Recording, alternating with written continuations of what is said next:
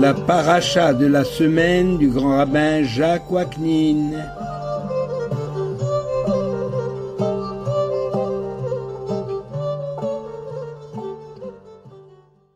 Chers amis, bonjour.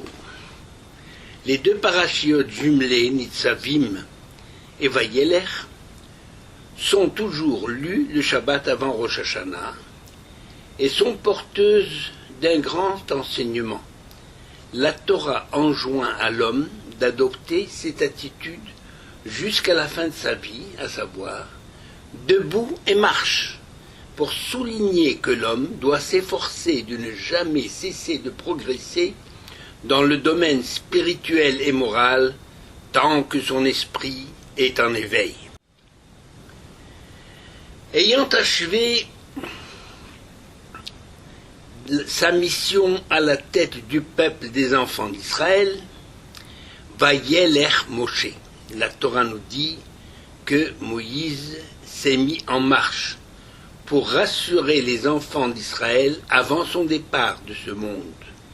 Il leur rappelle qu'ils ne seront pas abandonnés, l'Éternel veillera sur eux, et il les prépare à la guerre inévitable qu'ils devront mener pour prendre possession du pays donné en héritage aux patriarches.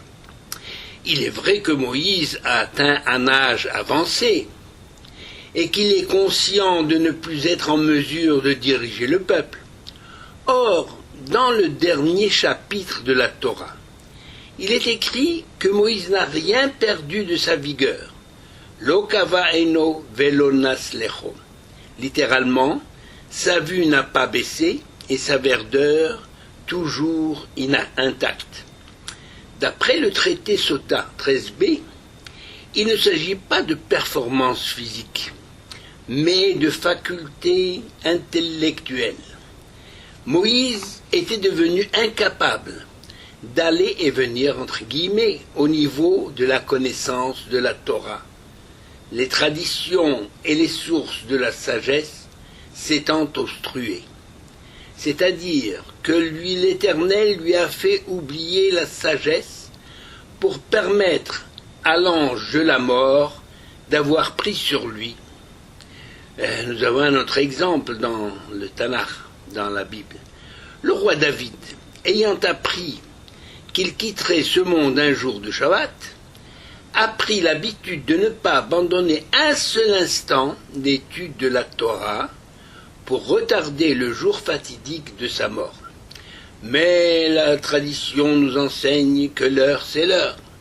L'ange de la mort se mit alors à agiter violemment l'arbre qui se trouvait près de sa fenêtre, là, dans la fenêtre du palais royal, alors que le calme régnait à la campagne. Voulant comprendre ce qui se passait, le roi David dresse une échelle et grimpe vers le sommet de l'arbre. Une barre a cédé et le roi David tombe à la renverse et se brise la nuque. L'ange de la mort n'a plus qu'à recueillir l'âme du valeureux guerrier et le chantre de Dieu. Son heure était arrivée. Le Rambam dit à ce sujet: par un acte de la grâce divine, Moïse, ayant perdu la vision claire de la situation, n'a pas ressenti de chagrin au moment de transmettre les rênes du pouvoir à son disciple Josué. Autre explication donnée par nos sages: si l'Éternel n'avait pas obstrué les sources de sagesse de Moïse, il aurait dû annuler le serment de ne pas laisser passer le Jourdain, car il n'existait pas de chef aussi dévoué et aussi capable que Moïse. C'est seulement lorsque la sagesse a quitté Moïse que Josué eût pu être installé dans ses fonctions. Pour quelle raison Moïse n'a-t-il pas révélé la vérité en justifiant, il n'a pas révélé au peuple, en justifiant son retrait comme la conséquence d'un décret divin?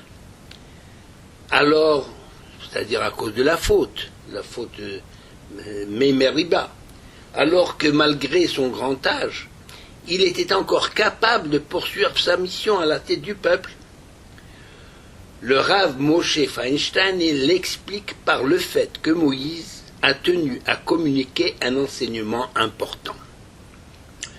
Généralement, l'homme qui accomplit un ordre divin a tendance à croire qu'il le fait de son libre choix. En réalité, celui qui comprend vraiment que Dieu s'adresse à lui, en lui imposant une mitzvah, n'a d'autre choix que celui d'obéir. Moïse ayant compris que l'Éternel avait décidé de son sort, il ne lui restait plus qu'à se soumettre, non sans avoir essayé de différer le décret divin par la prière. Que signifie alors cette insistance sur son âge, comme il dit Hine Anochi Meaves Rimshana, j'ai moi-même aujourd'hui 120 ans. Moïse ne fait que reprendre sous une autre forme ce que dit la Torah au sujet d'Abraham. Ve'Avraham zaken ba bayamim. On traduit généralement Abraham était vieux avancé en âge, mais si on prend mot à mot, la Torah précise il est venu dans les jours, c'est-à-dire que chaque jour de sa vie était bien rempli. Rav Bibi bar Abaye demande à l'ange de la mort que deviennent les jours inemployés des personnes qui meurent avant leur terme. Dans Chagigav 4b, réponse, ils sont récupérés et attribués à des personnes d'une grande humilité. Or, malgré sa grande modestie, Moïse voulait montrer l'exemple d'une vie bien remplie où chaque instant est important. D'ailleurs, la disparition d'une personne le jour anniversaire de sa naissance est un signe de bénédiction et de plénitude. C'est ainsi que le 7 Adar, date anniversaire de la mort de Moïse, est un jour de fête, car c'est aussi le jour de sa naissance. La vie de Moïse est donc pleine et bouclée. Alors, il faut donner un sens à sa vie.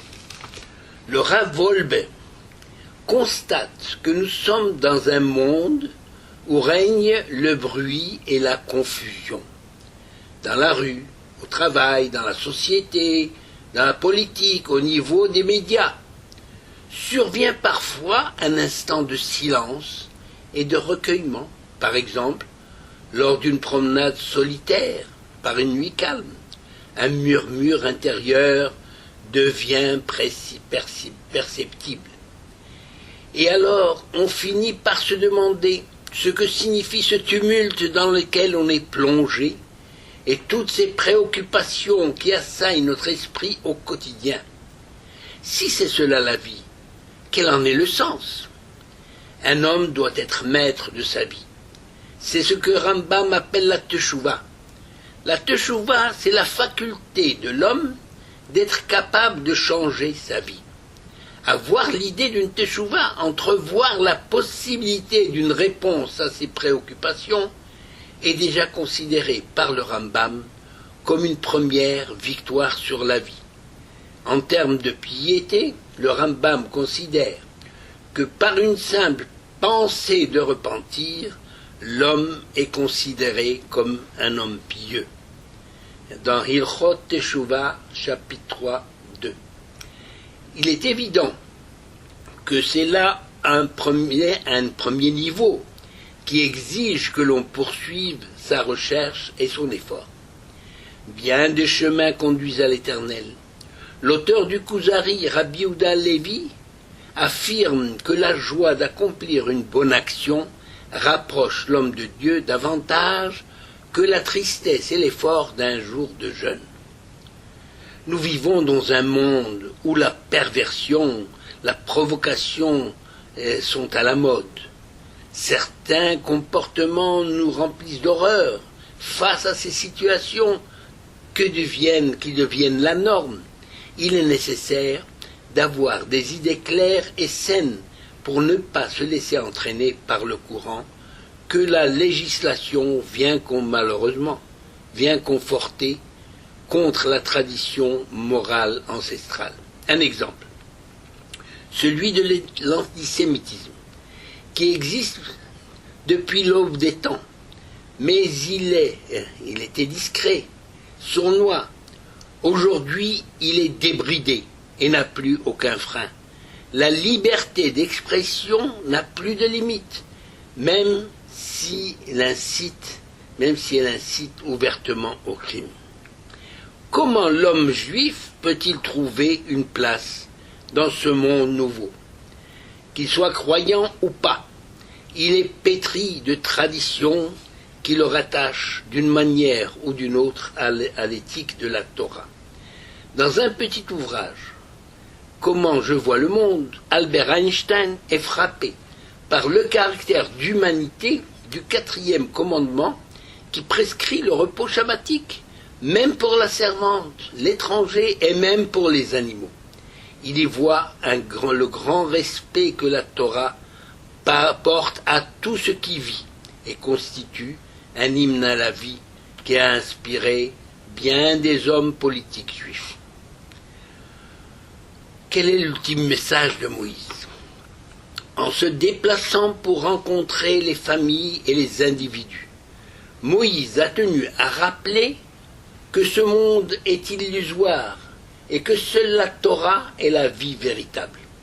Parce qu'elle est éternelle, elle accompagne l'homme depuis sa naissance jusqu'à son dernier souffle en ce monde, tout en lui ouvrant l'accès vers l'éternité. Ceci en se réjouissant, ça veut dire en se réjouissant de la joie du Shabbat, ou des fêtes, par exemple, ou de toute autre mitzvah, que nous créons un monde de vérité en soi, en nous. Le jour de Kippour est une expérience que vivent la majorité des Juifs. Ce Shabbat des Shabbats donne la possibilité à chacun de découvrir une nouvelle dimension de la vie et de ressentir l'écho de toutes ces forces que l'on porte en soi et que l'on refuse de voir éclore par paresse ou à cause des idées reçues.